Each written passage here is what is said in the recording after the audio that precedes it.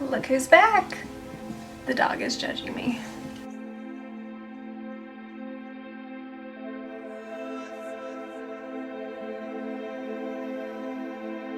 So, what frightens you? Being alone? The dark? Hearing a strange noise in the dark? Waking up to 20 texts after you post a controversial topic on Facebook? Personally, I'm afraid of many things, one of which, in a general sense, is the unknown. So, as you can imagine, encountering any sort of extraterrestrial or UFO would be my absolute nightmare. The whole idea of aliens has kind of become a part of our lore, like Santa Claus, or I can't think of another, but you understand. But very rarely do we allow ourselves to realize the reality of this, that thousands and thousands of people have endured what we deem as an entertainment and fantasy. And in the United States, the hotspot for such phenomena is none other than what is arguably the most beautiful portion of the country, the West. The untamed, wildly seductive deserts, mountains, and brushwood is the home of countless testimony from UFO and phenomena witnesses. There is not one town, one city, or even one state where these happenings afflict the residents. No, it is a widespread net of activity covering ground from the Canadian border to New Mexico. And none of them has been so thoroughly researched by not only ufologists and conspiracy theorists, but PhD level scientists and physicists than what is now known as Adamantium Ranch in Utah. But you may have heard it referred to as Skinwalker Ranch. Skinwalker Ranch is located near the northeast corner of Utah in an area known as Fort Duchesne, or the Utah Basin. A large number of the population is from the Ute tribe. Actually, Skinwalker property backs up to the Ute reservation line. The property itself began as a 480-acre plot of farmland, which is made up of 3 homesteads. There's the East Side Homestead, which is where the modern farmhouse and corrals are located, the Middle Homestead, which looks like an actual nightmare, and to the west, another homestead, long abandoned. The south side of the property is skirted by Dry Gulch Creek, and to the north, the property is bordered by a cliff named by the Utes as Skinwalker Ridge. A skinwalker is a malevolent witch of Navajo tradition that is able to manifest itself as any animal or even another human. Skinwalkers are not exclusive to Navajo culture, but many tribes actually believe in these things, sometimes calling them by different names. So from what I found, a skinwalker is generally considered to be a man, a male witch, shaman, or healer, and they develop their skills to the nth degree. But rather than using their knowledge and skills for good and to help people, they become selfish and become a skinwalker. There are a lot of legends around how one becomes a skinwalker, and most involve really dark rituals involving blood magic, the dark arts, sometimes human sacrifices. It's really spooky. Now, I will say that after doing a bit of research on what skinwalkers are, I do not believe that the activity occurring at Skinwalker Ranch is the work of a skinwalker. Let me explain. The 480-acre property was purchased in 1994 by a man who would later be revealed as Terry Sherman and his wife Gwen. Previously, the property had been left completely abandoned, and I have not been able to decipher who the previous owners were, but they did leave a strange contingency when they sold the property to the Shermans. They said that if new owners ever wished to dig anywhere on the property, that they would require the permission of the previous owners weeks in advance. I have never heard of any sort of contingency like this when real estate, it seems weird. It seems really weird, but I don't know. They didn't think anything of it at the time. Boy, were they wrong. Terry was educated in animal husbandry and the business of breeding livestock, and wanted to use the ranch as a base for his meat cattle business. Gwen worked at a bank in town. Together they moved onto the land with their 2 children with no indication that anything was amiss. However, upon the family's arrival, the land began to show its true colors. Upon inspecting the area around their home, they noticed a steel post with chains hanging from it at every corner of the yard, as if whomever was there before had large guard dogs posted around the perimeter. This, in and of itself, is really not cause for alarm. But then the family inspected the inside of the ranch house. All of the doors, closets, and even cabinets had deadbolts or padlocks on both the inside and the outside. So for instance, if you were in the house, you could run into the closet and lock yourself in from the inside, or you could lock something inside of it from the outside. I'm sorry, no offense, Mr. and Mrs. Sherman, but this would have been a huge red flag for me. I mean, that gives me chills. On move-in day, as the family was unloading their belongings, they noticed something highly unusual. A wolf approaching them. But it was not an ordinary wolf. It was massive. The Shermans said that its head came up to their chests. Something wasn't right with its eyes. How they didn't run straight into the house, I'm not exactly sure. Perhaps they were mesmerized by the immensity of this animal. The creature walked straight up to the family and appeared to be as tame as a family pet, even allowing the rancher to stroke its back. Of course, the children quickly started coercing the rancher and his wife to let them keep the giant wolf. When it turned back towards the corral, where a young calf had put its head outside the fence, the wolf snatched the calf by the head and started dragging it out of the corral. Panicked, the rancher flew over and began kicking the creature as hard as he could, but the wolf would not release the calf. Terry and his father began beating the wolf with sticks to no avail. Then he yelled to his son to fetch his pistol from the house. Terry shot the wolf several times at point-blank range, but the wolf showed no signs of pain or distress. Terry's father then retrieved his shotgun from his truck and shot the wolf. This time, bits of torn flesh flew into the air. It took a few steps back and stared at them. They shot it one more time, hitting the animal directly in the chest. The creature then turned and trotted off into the brush. The rancher and his father pursued the creature, tracking it deep into the property until its tracks just ended. It was as if the animal disappeared or was maybe lifted directly upward. When they came back to the farm, they inspected the area where they had seen flesh fly out of the wolf's wounds. Indeed, there was bits of bloody tissue on the ground where the wolf had been, but it was very unusual. It had a foul, rotten odor and looked to be a few days decomposed, although the wolf had been shot only moments before. This wasn't the only time the family saw this strange wolf. Gwen reported that the wolf approached her car very much alive by their front gate. She reported that the wolf was so large that it lowered its head to gaze at her from outside her driver's side window. This time the wolf wasn't alone, though. She said it was flanked by two very strange-looking animals resembling maybe hyenas, but that their heads were oddly proportioned to their bodies.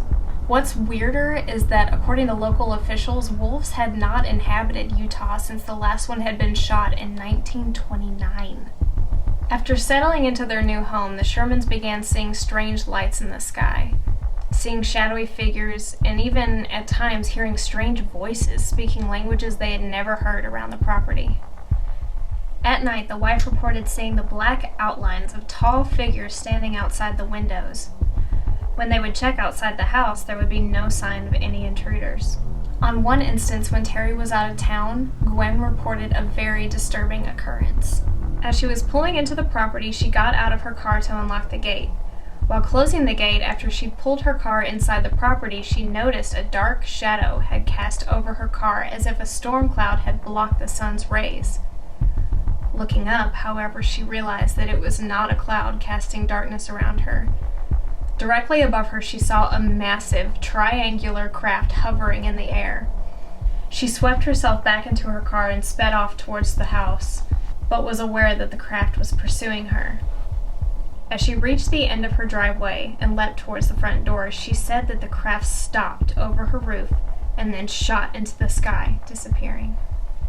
I don't know how or why Gwen stayed in the house that night, but she did, and she was in a very paranoid state, understandably. She said that she would walk around the house constantly, peeking out of the blinds to see if she could see the craft out in the fields or just see anything else going on. Until finally she looked out the window and she did see something. Gwen saw that about 200 yards from the house sat a large RV. An RV that did not belong to her and her husband. Through the window of the RV, she said that she saw a very tall man sat in front of several computer monitors wearing a strange uniform. As she watched him, To her horror, the man turned and then stood up and walked to stand in the doorway of the vehicle, and then he just stared directly at her. She panicked and retreated deep into the house and called Terry, begging him to come home. Now, what makes this whole thing even stranger is that there's no way that this RV could have actually gotten onto the property. There's one way in and one way out of Skinwalker Ranch, and unless you have a gate key, you're not getting in. So, how did it get in, and how did it disappear the next morning? I think it's safe to say that at this point, most of us would pack our bags, throw a for sale sign in the yard, and never look back. But I hate to say it, this is only the tip of the iceberg of the terrifying things that this family endured over their stay at Skinwalker Ranch. A common occurrence at the ranch was the disappearance and then reappearance of objects, sometimes whilst even in use. Gwen would go to the bathroom with her towel and hairbrush to take a shower, locking the door behind her. When she would finish, she would step out of the tub to find her towel and hairbrush missing, and the bathroom door still locked. She would come home from the market and put away her groceries, later returning to the kitchen to find the cabinet doors wide open and all of the food had been returned into the grocery bags on the counter. One day, Terry rushed in demanding to know who had taken his post hole digger. Now, if you don't know what a post hole digger is, it's a fairly large piece of equipment that is really hard to just pick up and move somewhere by yourself. They range from like 70 to I think 90 pounds in weight, so not an easy thing to just misplace, you know what I'm saying? Terry had been assembling a fence in a part of the property when suddenly he turned and his post hole digger had vanished. After going out to buy another digger the next day, Terry located the first one that disappeared high up in the branches of a tree. I'm sorry, but there is no logical explanation as to how an 80-pound post hole digger would end up 20 feet up in the air in the branches of a tree. I'm sorry, that doesn't happen. During their time on the ranch, the Shermans encountered dozens of UFO sightings. Sometimes rattling could be heard from the mountain ridge surrounding the property, and flying objects could be seen flying in and out of the ridge with no sign of an entrance point. It was as if there was some invisible opening into the ground.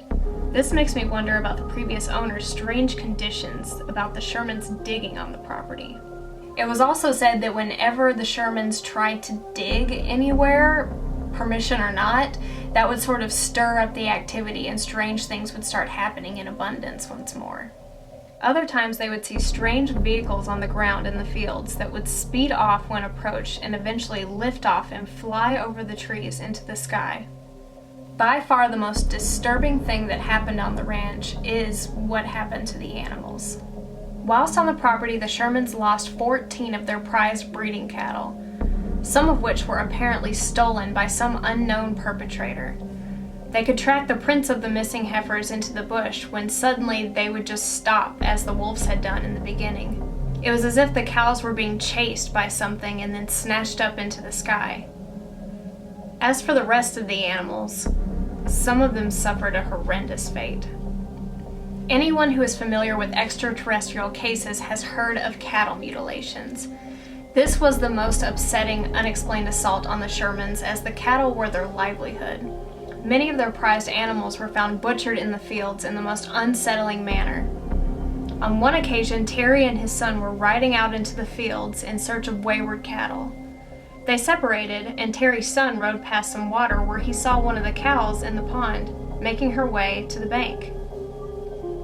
Knowing that the water was not deep, he chose to come back to her after tending to a calf not far away. But when he returned, he saw her floating, lifeless in the water. Confused, he went and examined her. When he did, he screamed for his father, and the two discovered that a huge hole had been carved out of the animal's rear end, and all of her organs had been sucked out and were nowhere to be seen.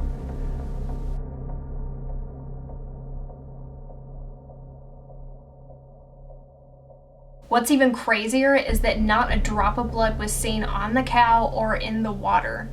Understandably, the terrifying incidences at the ranch were having quite an effect on the family. Everybody was having trouble sleeping. I wouldn't be sleeping at all. I would be in an asylum at this point. One morning, Terry and Gwen awoke to find their bed sheets covered in tiny drops of blood. Eerily, they both found that they each had 1/8 inch perfectly round scoop mark in their flesh, with no explanation as to how they got there. The couple became even more frightened when they discussed their dreams from the previous night and discovered that they both had the exact same dream of communicating with an alien. Because of the trauma at home and lack of sleep, Gwen ended up losing her job with the bank, and the children's school performance suffered. In the end, the entire family would sleep together on the living room floor for safety. The final straw for Terry was when he lost his 3 beloved dogs. The family had become accustomed to seeing strange lights and UFOs around the sky, but one of the most common of these objects were the blue orbs that appeared near the home. Now, when I say orb, I don't want you to think that you take a picture of your dark hallway and there's all these little white circles and you're like, oh, there's a ghost in my house. It's not like that. When the Shermans said orbs, they meant they were tangible objects, right? They were described as blue glass, like flying balls or spheres, orbs that were filled with some sort of illuminated liquid inside it, and they seemed to be intelligent. It was as if they were sentient or maybe remote controlled, as they would interact with people and animals. One night, Terry was sitting outside and one such orb appeared on the porch. His 3 blue healers started going nuts over it, so he let them loose thinking there was no danger. The dogs chased the ball of light, jumping and snapping at it with their jaws. It seemed to be playing with the dogs, but then Terry noticed that it was starting to move further and further away, as if it was luring the dogs into the brush. He watched as the orb and his dogs moved into the trees and slowly out of sight. Then from the darkness he heard the shrill yelps of his dogs, and he knew that they were in some terrible distress. He waited for hours, but they did not return back to the house. The next day the family ventured out in search of the dogs when they came upon 3 perfectly round scorch marks in the grass. In the center of each was a small pile of what looked like incinerated flesh and fur. Terry's dogs were never seen again. Extremely exhausted and frustrated, the family was at the end of their rope. Terry had racked his brain about what could possibly be the cause of all the terror at the farm, and though he didn't know for sure, he wondered whether or not it could be the government attempting to scare him off his land. Maybe they wanted his acreage for a new secret military test site. Weary and unable to find a solution, Terry took his story to the local newspaper after he and his family had kept quiet for 20 months of hell in their own home. Though local officials denied any government activity near the Skinwalker Ranch, Terry did receive an interesting and very unexpected proposition from a known business tycoon and billionaire, Robert Bigelow. Bigelow had been interested in space travel and the idea of extraterrestrial life for decades, and would later go on to found the private space technology company Bigelow Aerospace. Bigelow offered to buy the property for a mere $200,000 and to even allow the family to keep their cattle on the land, and for Terry to remain as groundskeeper while he started a research project focusing on the paranormal activity the Shermans were experiencing. Terry accepted this offer, and he and his family moved off the ranch while he stayed on part-time as a tenant, determined to figure out what was causing all these strange experiences. Robert Bigelow created a research organization called the National Institute of Discovery Science, or NIDS for our purposes. He curated a team of PhD-level scientists, biologists, physicists, and veterinarians to investigate and dissect every inch of Skinwalker Ranch to answer the question of what the hell is really going on here. One would venture to guess that a seasoned band of scientists would appear on the site and, after careful consideration, either debunk or at the very least provide an explanation as to why all these anomalies were occurring in one spot. Unfortunately, this was not the case. Upon Nid's arrival on the scene, the activity on the ranch escalated to such heights that the list of questions multiplied, and any potential solutions became more and more elusive. Stay tuned until part 2 to find out what the Ute tribe has to say about what's going on at Skinwalker Ridge, to see what the NIDS team found at Skinwalker Ranch, and to find out what's happening there today and how it involves all of us. Till next time, thanks guys.